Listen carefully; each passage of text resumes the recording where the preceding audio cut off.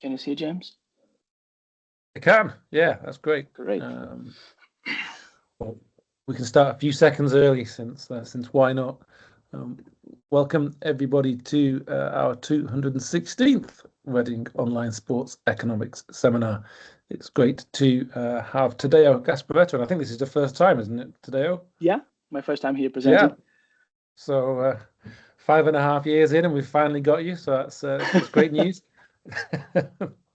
And yeah, obviously we're soon to reach Christmas and then January. We've got talks lined up into January, until the end of January. But if you do want to speak in the series, you've got a paper you'd like to present, or you know someone that does, or you have a PhD student that would like to present, as always, please do get in touch. It's always great to have folk speaking in the series and people speaking for the first time, like today. Yeah, please do keep your microphones muted while Thadeu talks. And are you happy to take questions as you go along today, or would you like to wait until the end? Yeah, absolutely. Okay. And can you see hands being raised, or would you like people just to interrupt you? I don't think so, because I just put a small screen, so anyone can just open the mic and ask. So that's fine for me. Okay, great. Well, thanks again, Thadeu. All yours. Oh, fantastic. So good morning, afternoon, or maybe evening, everyone. So really pleasure to present for the first time. I wanted to participate before, but I never had a chance. It's like I was moving institution or holidays or whatever. So unfortunately, I couldn't. So really nice to be here now today. So, well, this is really a draft, I would say. I collected the data last week. I had this idea just to present to this seminar. So I hope at least you like what I combined so far. And the title is The Utility of Rival Defeat. So a review preference measure of Schadenfreude in football. I really don't know whether I'm pronouncing this correctly. So I know that Bernd sometimes is here. So if he's right now, I'm sorry for my German pronunciation and all others as well. So let's start.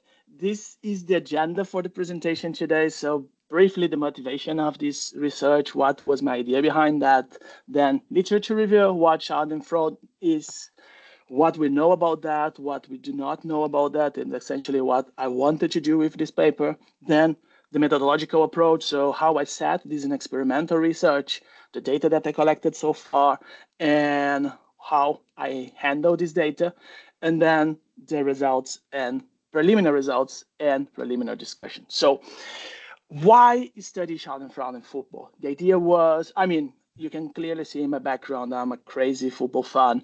And actually, I'm not the only one crazy football fan in the world. These type of things are something that we see clearly every single day on the stand. So this is a case where Inter Milan fans are just mocking Juventus defeats on UEFA Champions League finals. And this happened all across the world. So relegations in Argentina and in Italy, situations where specific players have won, in this case, the Premier League. So yeah, fans are mocking and making jokes and make fun. And actually, the hate between football fans is very easy observable. So this would offer an alternative to try to see the existence of Schadenfreude in football. So, but okay, what is this weird German concept? Essentially, Schadenfreude is the pleasure from others' misfortune. So Heider didn't create this word. This word is way older. The concept is way older.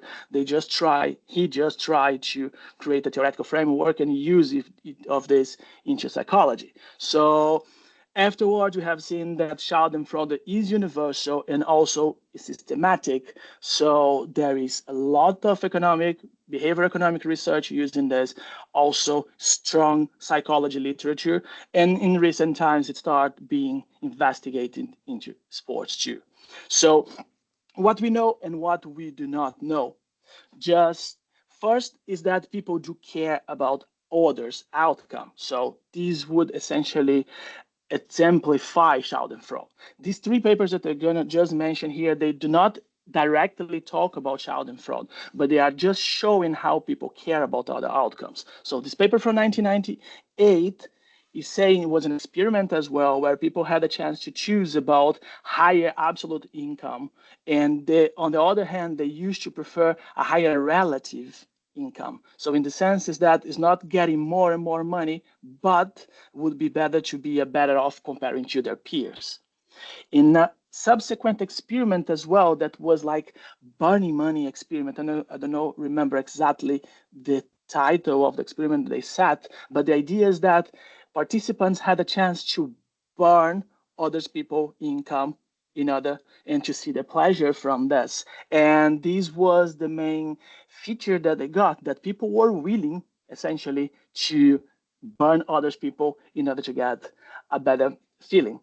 And a third paper that not necessarily in Schadenfreude as well was about they started understanding social welfare. So people were saying that they would be willing to reduce income from the top to deliver income to the poorest part of the distribution. However, what is interesting for this particular paper, mine here today, is about the reciprocity. So when they were penalized, they were willing to penalize others as well. So these are just three among many different evidences about that people do care about others' outcome.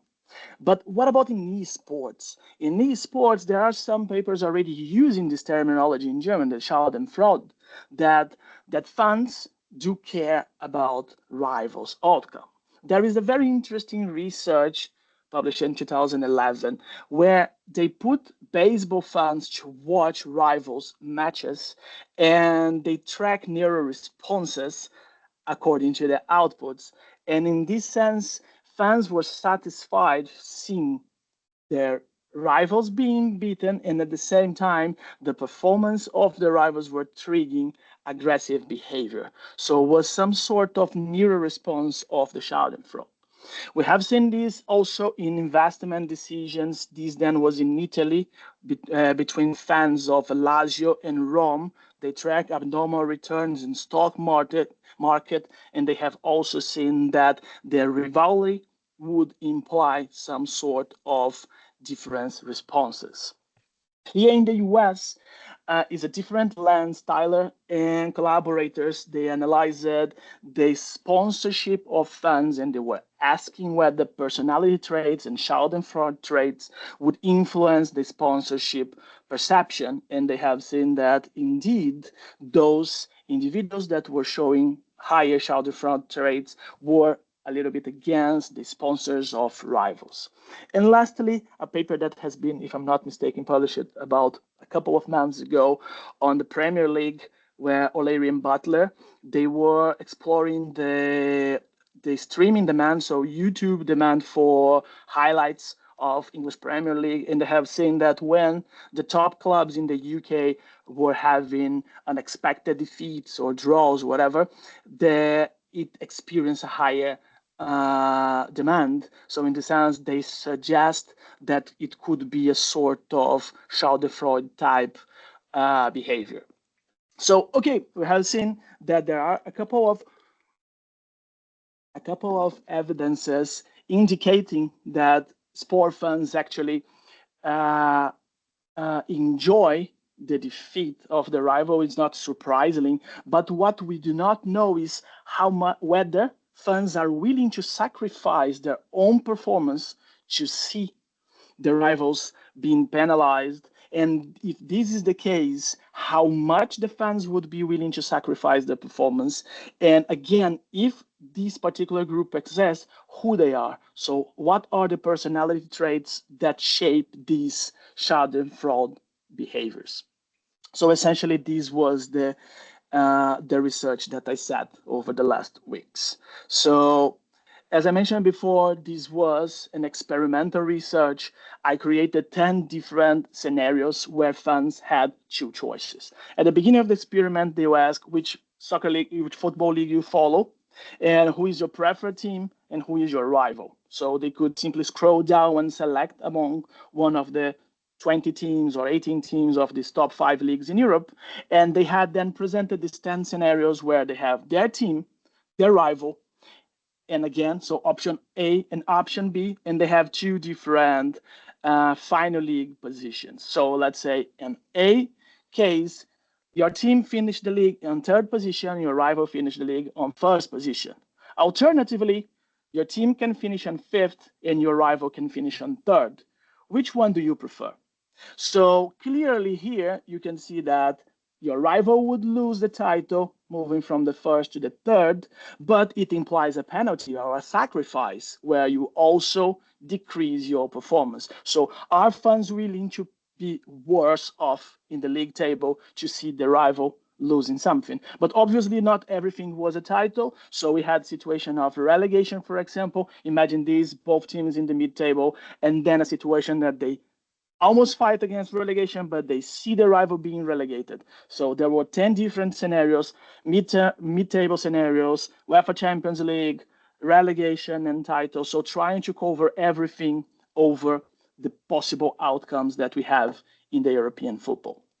So the data that I collected, I use it prolific for collecting the data. If I start experimenting in Reddit or in social networks, we have different bias and very likely a way lower number of respondents. So I create a questionnaire. I set this in prolific. I put these specific characteristics that participants must live in one of these five countries. So UK, Spain, Italy, Germany or France. At the same time, they must be older than 18 years old.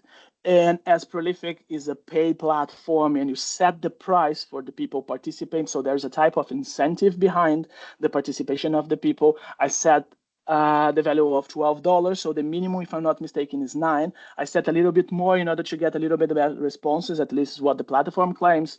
So considering that it took about 6 minutes on average to answer the full questionnaire, each participant got around $1.2, $1.20. So sample size, I got 504 responses. This was the number of respondents that I wanted. The information collected have been, firstly, the football league that they follow. If they didn't follow any of the top 5, they were out. The preferred team and the biggest rival, just to select these options. Then 2 metrics, one for fan identification and then rivalry intensity. Then the core part of the research, that's the 10 scenarios, whether they chose the Schadenfreude option or not. We have some controls. I have some controls: age, gender, nationality, educational level. And for the mechanism aspects of the research, was I wanted to see who are these people responding Schadenfreude options. I also included some personality traits. So first one, benign and malicious envy, then some zero-sum beliefs, Schadenfreude trait. So this was an adaptation from spitefulness, and also a narcissism question.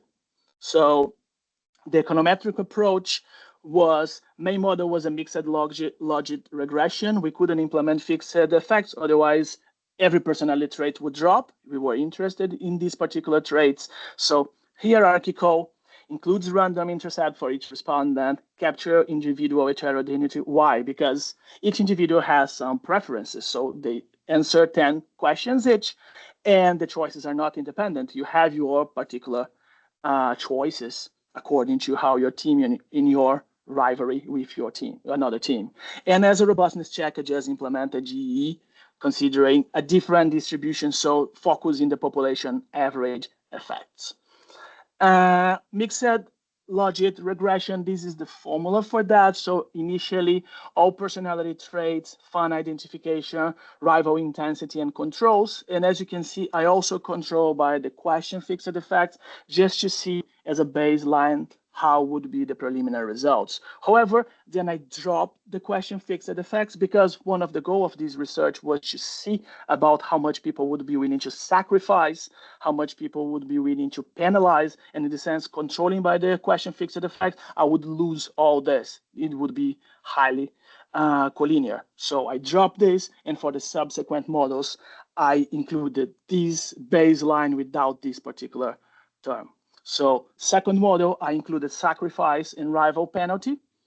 That was just taking the difference of how many positions would you lose choosing that position, and how many positions would the rival would lose if you choose the option B. Then in the third model, I also added 2 particular conditions, not only the number of positions lost or gained, but also if that particular choice implied in the rival losing the title, or if that particular choice would imply the rival being relegated. So two particular specific conditions for some of the questions. Then the following model, I decided to see the second order. So whether, let's say, the sacrifice could reach a specific point and then it would decline, or the other shape, whether people were not much willing and then they start getting willing to sacrifice the performance, and followed then by the try to understand the potential mechanism. So based on the literature, the malicious envy would be a potential moderator into this, so could potentially explain the sacrifice and the penalty. So I interact these two terms into the other model. So this would be the final model of my research. However, as I said, in prolific, we can select the country where the people are living, but not necessarily the nationality. And since I asked for the nationality as well, I just run the same model with a subsample. So I excluded those who are from different countries but living in those 5 countries. And as you can see, I also dropped France because we had a very limited number of French citizens. So in the sense, these subsample analyses were just focused in people that were born or hold nationality of UK, Great Britain, Italy, Germany, and Spain. And the robustness check was focused in this most complete model. So preliminary results and discussion. This is the output table. Probably no one can see this really well. And actually, I cannot see this really well. But the idea was just to show, okay, I have all the results here. I just try to zoom them in to see particularly point by point. So in terms of personality traits and fandom and rivalry, we have seen that benign envy, zero game, and narcissism, any of them have any impact on their Schadenfreude choices. However, malicious envy has been shown as not a very robust, but still a significant predictor of choosing the Schadenfreude. As not surprisingly, the trait, so those who claim have the Schadenfreude option have been consistently showing this option in football options.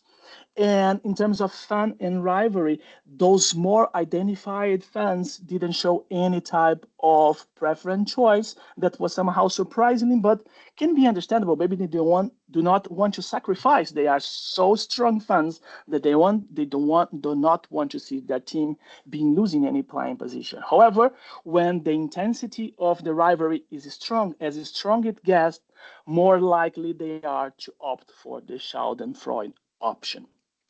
Moving to this personality not the personality trait. Moving to the sacrifice and penalty side, we have seen clearly that fans are not very willing to sacrifice their performance. We have seen here in the first one that were not strongly regress, but since then indicating more correct variables, we could see that it turns negative, showing that fans overall, they are not very willing to sacrifice the performance. And running the second order, adding the second order, we have seen that there is no proper typing point. What we have seen that they might be prone to sacrifice when the stake is small. However, when the sacrifice increase, there is a disproportionate behavior where they are not really willing to take it. Regarding to the penalty, is as expected, pretty much the opposite. So those, as greater is the penalty to the rival team, higher is the likelihood to pick the Schadenfreude option. And according to the specific conditions in the league table, the title loss is an extremely strong determinant. So when the rival would potentially lose the title, people would be willing to sacrifice their performance to seeing that. About the relegation, it was not significant. In terms of the interactions, what I could see so far in these preliminary estimations was that the malicious envy would then moderate this relationship. So those who show higher level of malicious envy, they would be way more willing to sacrifice their performance, while in terms of the rival penalty, there is this diminishing return. So not necessarily that they reduce their willingness just to see the rival being penalized, but not necessarily increase their intention to penalize the rival.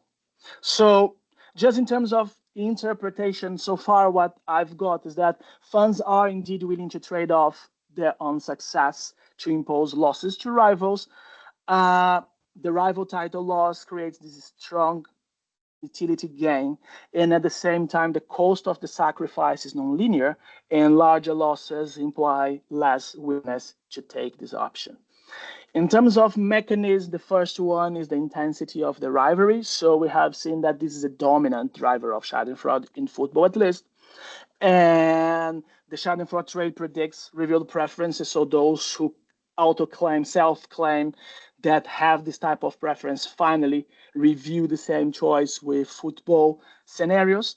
And the malicious envy reshape the sensitivity. So essentially, that's not only a predictor, but also change the shape and the interpretation of both sacrifice and punishment. In terms of theoretical contribution, the idea is to formalize Schadenfreude as part of the utility function of supporters, something that I might be wrong, but I haven't seen this back then.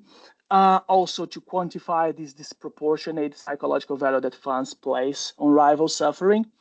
And I haven't even started this, but we can potentially think a framework that incorporates envy, rivalry, and Schadenfreude into the utility function. So further research so far from my mind, what I can think is that potential cross-cultural differences. I can think about South American being potentially Philip? stronger. Yeah, please. What's that? I'm sorry. Is that a question? I don't think so, right? James, may I go? Yeah, go ahead. I think it was just someone who wasn't muted. Okay, that's all right. In terms of further research, my thought was about cross-cultural differences I just mentioned. I believe that in some particular countries, the willingness to sacrifice themselves to see penalty to rivals might be even greater, and I guess would be an interesting take to say. At the same time, I'm wondering whether these decisions might be repeated. So imagine that this season I'm willing to lose. I'm not going to the UEFA Champions League to see my rival losing the title, but would they take the same position in the following season? This is unclear at the moment. And at the same time, the actual behavior, they review these preferences. They say that they would be willing to do so, but it's difficult to predict whether this is an actual behavior. So different experiments could try to test this from financial stakes or potentially sportive stakes, whether this holds true. So, well, this is pretty much ahead for today. Thank you very much, James, and everyone. Thank you very much, Thadeu. I was checking the audience because I was looking for any Man United fans, because whenever I think of Schadenfreude, I think of Man United, and my reasons for disliking Manchester United, despite the fact that Oldham were only 4 divisions below Manchester United, not in the same stratosphere. But thank you today. That was a really interesting talk, and we've got lots of time for questions and comments. So open the floor to anyone who has any questions or comments. If you want to raise your hand.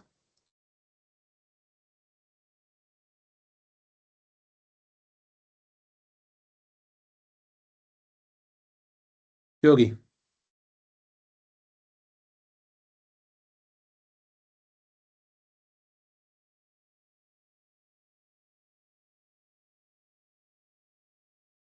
It's muted. I hear you.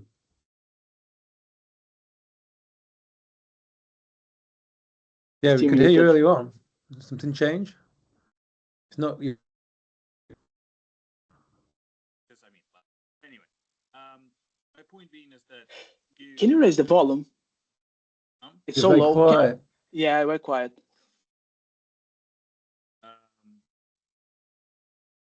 Can you hear better now? I don't know.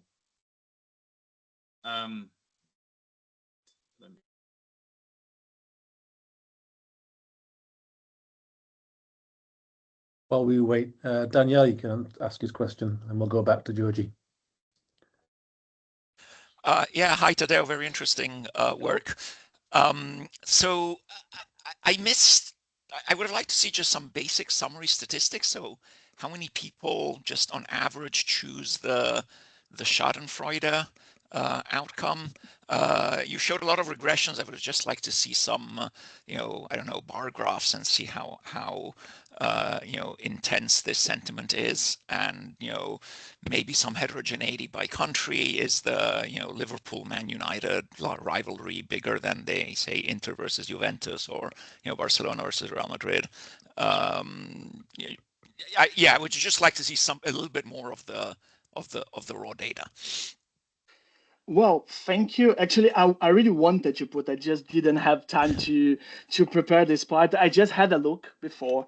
It's like the options for, let's say, the frequency of choice for the Schadenfreude really depended on the stake. So let's say when was a title loss, when was a relegation case, you had more. I would say I do not remember any option that had more than, let's say, 50%. So I would say that everything has been lower, like 30, 15, 20, and some options even less than 5%. Why? Because I even put some circumstances that were just mid-table going down. Something like you are 6, your rival is 8, you go to 12, your rival go to 14th. So there is no real implication in terms of playing position, and they probably wouldn't pick that.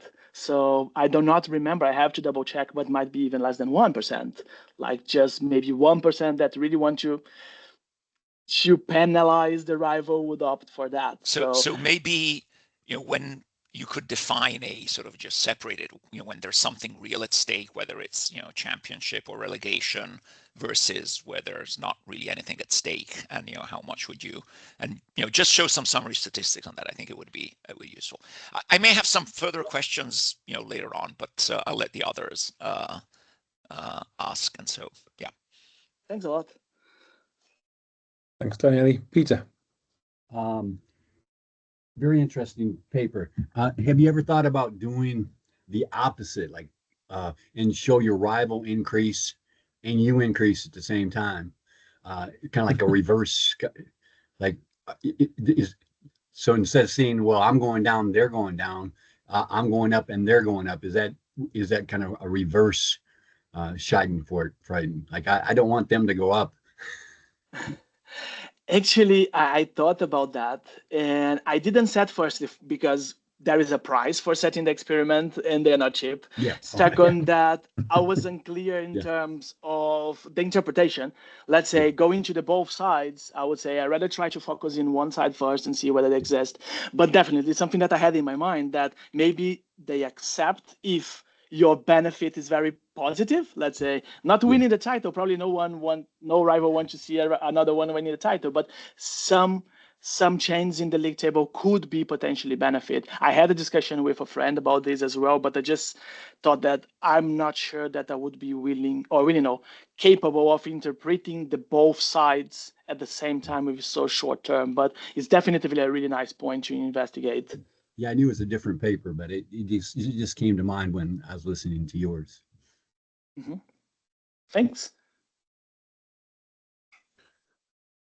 Great, thanks, Peter. One question, Archie. Georgie says something with his laptop. His question is, for the data collection process, have you thought of letting respondents rank their rivals? For instance, there are 4 Moscow teams that all dislike each other. Spartak alone has 3 derbies rivalries, and I'm not sure one is more important than another to the fans. Thanks, Georgie. Well, I didn't think to put this in the experiment. I thought afterwards, and would see one of the potential further research is about the type of rivalry, the not only the intensity, because intensity is controlled, but who your rival is. For example, as you, James, just said, Man United is 5 divisions ahead, but you still feel yourself a very rival of them. So might have different things. You might want to see Man United going down, but if you are supporting Arsenal and you say, you know what, I don't care, I just don't want to see them winning. So yeah, it would be a really nice thing to do. I just don't know how to frame this because let's say you open like for imagine 3 rivals, you allow 3 rivals, so you have to measure the intensity of your rivalry with each of them and then run the same experiment for each of them to see whether the difference exists between. It's nice, it's really nice, but probably we would need something like 2,000 respondents to hold it true, but if we can, would be amazing to do. Thanks. It would cost you more as well, right? Because they'd have to answer more questions, and so you'd have to pay more for the platform. Exactly. But that was related to a thought that I had actually today. I was obviously whether you could get funds to identify, because obviously I guess you've got them identifying their nationality, or at least where they're based. But I wondered about identifying the particular rivalry. Hence maybe you could identify that Man United Liverpool rivalry, and other ones, and for non-top flight teams, right? You've got the Sheffield teams, the teams in other cities, rivals that move up and down divisions. Oldham's rivals have changed over the years. When I was a kid, it was actually genuinely we played United and City. Now we play Rochdale and Altrincham, and teams no one's heard of, and we consider those as rivals nowadays. But I mean, obviously, it kind of changes, and the intensity changes as well with the frequency of times that you play them. This is really nice. I would say even for, let's say, for these I would put it as small teams. I don't like the term, but let's call this way. This could be a really nice in terms of a field experiment, not even a survey base, but let's say go into the stands and go into the stadium and ask them some similar questions that can be even more doable to do and could be really interesting because you have the atmosphere of the game, you have the whole pressure. Maybe the fans are playing at the same time. I don't know, just crazy ideas. But I like it. And it's kind of a related point is actually the relegation one. I mean, I don't know if I got the sense from your results that fans were less bothered about their rival getting relegated than they were about, say, rival not winning the title. Is that correct? Yeah, so far as that's correct. Sorry. Yeah, I get the sense that fans hate their rivals, but they want them in the same division. So if they get relegated, they're not in the same division anymore, and they don't get to play each other anymore. This is one plausible explanation that I would also take this as granted. But at the same time, I guess the way the experiment has been set for the rivals being relegated, they had to sacrifice very much. I just had 10 cases. So if I had a smaller sacrifice that lead into relegation, I guess I could potentially see this type of thing. So there is a limit in terms of how the experiment is set. But yeah, this can be true. I don't know. That's why I say that cross-cultural difference could be interesting, because I'm pretty sure that over there in Brazil, people would say, I do everything to see my biggest rival going down, regardless tight or not. And probably in Europe, the feeling is a little bit different. But thanks. Thank you. Dennis? Hi, Thadeu. This is really interesting. I'd love to see this done, something like this done for U.S. sports as well. I think that would be really interesting. But with respect to what you've done, one of the issues that I think is missing is how recently your rival was successful, or the degree of success of the rival. If they won the championship last year, I can see that having a bigger impact on my willingness to see them penalized than if they've been mid-table for a decade. I'd also be curious to know the frequency with which people say that their rival is one of the prominent teams. And this is a little bit similar, I think, to what Daniele mentioned. So everybody in La Liga thinks of Real Madrid and Barcelona as rivals. Nobody thinks of Gijon as their rival. And so does it matter if you control for that kind of concentration in who the rival is? A reverse way of thinking about this same thing is you might think that Team A is your rival, but supporters of Team A couldn't care less about your favorite team. And I don't know that that changes anything here, but I think that's a real phenomenon. Mm-hmm. Well, I like very much your suggestions. Firstly, about the US, I definitely think that can be replicated. Something here, there are few, like those two that I mentioned. I guess there is a third one as well.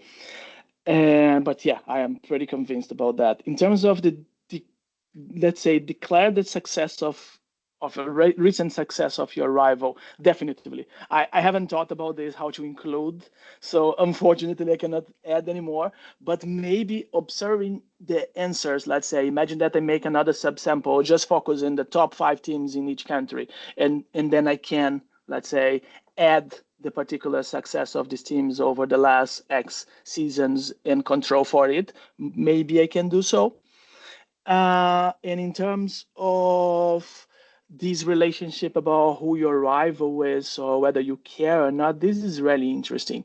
Still, I guess I have to go back to the summary statistics Danielle suggested, you suggested, and Peter too. So I guess it would be interesting to see, because imagine that I see specific patterns that I can just run the model over this particular subsample and see maybe some pattern change. I guess this is really nice, Dennis. Thanks. You are muted. Thanks, Dennis. I'd also say that you could go just to the league tables and get information about where the rivals have actually fallen in the last 5 seasons and not worry about what the individuals think. You know who they said their rival was. Exactly. So Exactly in this way. I would go to the summary statistics just to see which team they support, and then I put, let's say, a coefficient for the current performance or something like this. Yeah, exactly. Exactly. Thanks, Thadeu. Thanks a lot.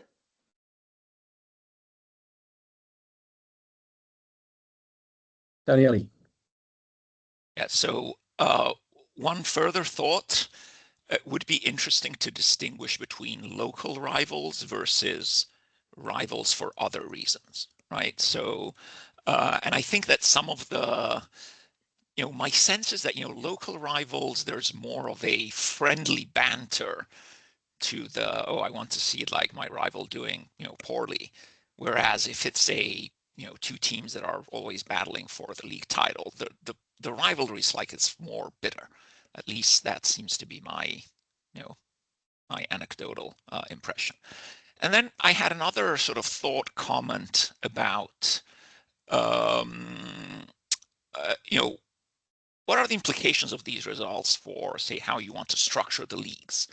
Okay, so for example, the Champions League has now, moved to the system where, everybody plays everybody more or less, or, they can play everybody. And I think that, the goal was to, increase the number of times that, I don't know, Chelsea plays Barcelona, right? Or something like that. And I was wondering, and thinking also about, the American, system where I think in football, there's a big rivalry between Dallas and Washington, like in American football, that I don't really understand where that comes from. So maybe the Americans can sort of, explain me. But one of the reasons that they play in the same conference, and so they play each other twice every year, even if there's no clear sort of geographic rivalry between the two. The fact that they just, familiarity breeds rivalry, and so it might be worth thinking of, look, if I really want to, market my product more, and the one way to make the product more attractive is that, oh, I really want to see my rivals, go down. And so you want to create more rivalries. And so I just think this might be worth thinking about in a sort of, what do you do with these results? And so this is not, running another experiment, but just sort of, writing theory. No, great. I mean, very nice. First, let's say local against, let's say, different type of rivalry. I believe that this can be done as long as I have enough observations to separate them both. I guess I would try. I will see back to the data and see whether I can, let's say, separate two different equations and see whether there are differences between them, like local rivalries and others. In terms of implications, I have to be really honest. I haven't thought yet. As it's so recent, I just started the paper. I firstly was thinking about firstly, let's try to identify this phenomena and try to explain them. And if you ask me what are the potential implications, I would say that I struggle to think right now. I would say fans want to see the rival relegated, but what leagues can do about that? They actually cannot do. Increase the relegation spots, increase playoff stakes. I don't know. To be right now at the moment, 5th of December, I really don't know how I could use like a practical implication for my results so far. But it's something that I must think. By the way, I just want to sort of comment on something that was said before. I definitely Yeah. want to see my rivals relegated. Like no Me question too. whatever. Me too. Them all. I have 3. Thanks. I want to respond to Daniele. I think the rivalry is Cowboys and Indians. The Dallas Cowboys and the Washington Redskins. I honestly, I mean, historically they were in the same division and conference, but I think that is a large part of what it always was. I didn't know that.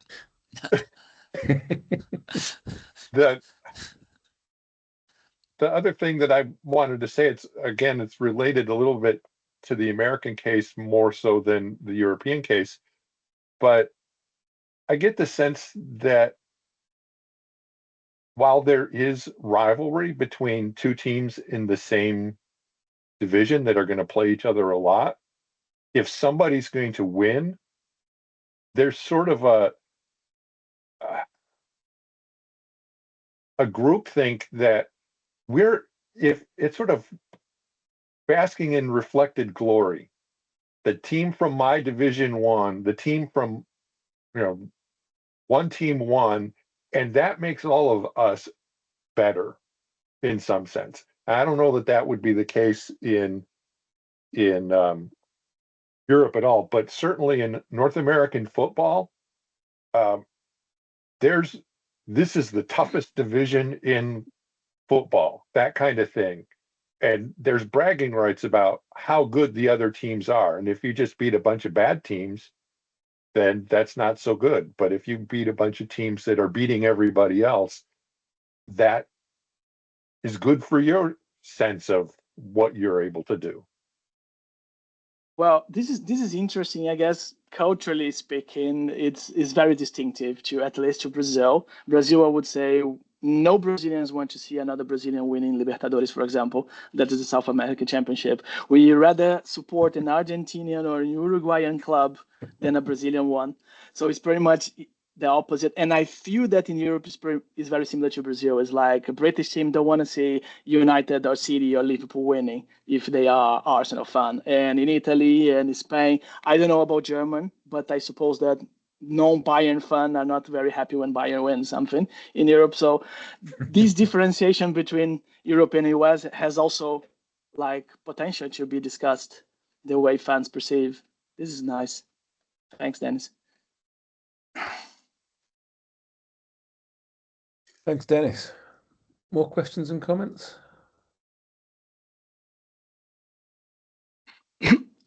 Sorry.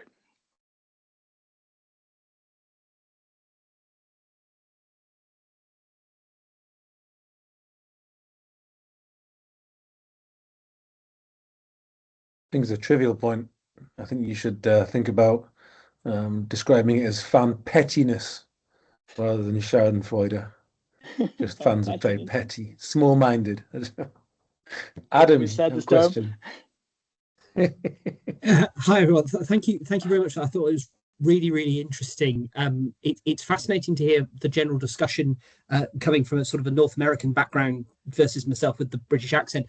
I'm curious about whether, and I might have missed this in the analysis, on whether there's actually an upper bound and a lower bound to sort of Schadenfreude with this, rather than it just being a case of it existing or not. My reason being around the whether you saw a difference or how much of a difference we saw if, based on sort of linked with the other points around relative not validity, but the relative strength of rivalry amongst clubs around whether the idea of, yes, well, we do want them to be relegated, we do want to see them lose, but not at the expense that we don't see them next season so that we can have this all over again sort of 12 months later.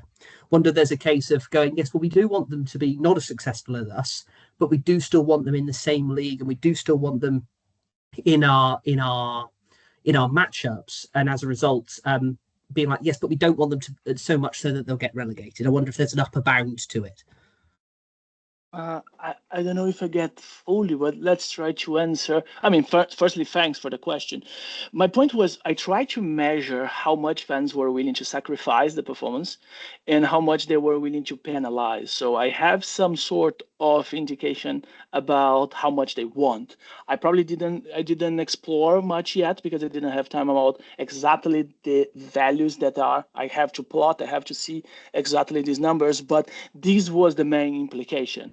The main results of the paper, not exactly that fans want to see them relegated or losing the title, but actually how much they are willing to sacrifice. Does it answer your question?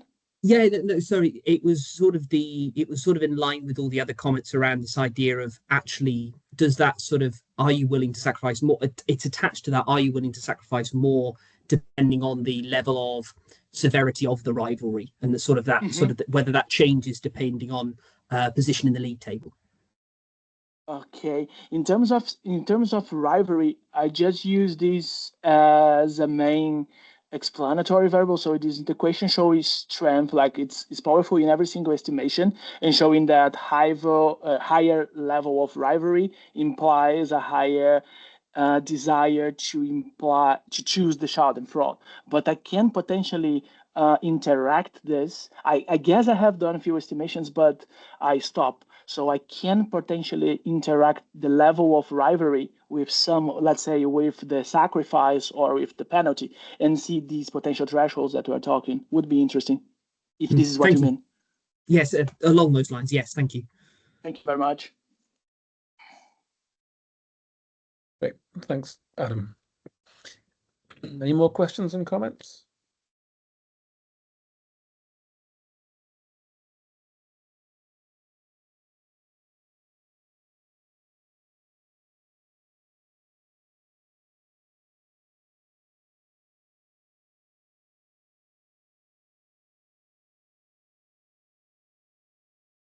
Today, so it looks like you've got a good amount of feedback there on a. I mean, very impressive that you've got the results in the last few days and you've written a whole presentation. So I applaud you on the speed of that work. That's very impressive. Look forward to how it develops as well. So thank you, Thadeu. Thank you, everyone, for the discussion. We will have Stefan Szymanski next week presenting the impact of TV's rollout on baseball in the US and soccer in England. So thank you, everyone. Look forward to seeing you next week and see you sooner if you're coming to Oldham Athletic for the conference next Tuesday and Wednesday. Thanks, everyone. Thank you, James. Thanks, everyone. Thanks, Thadeu. Thanks, Thadeu.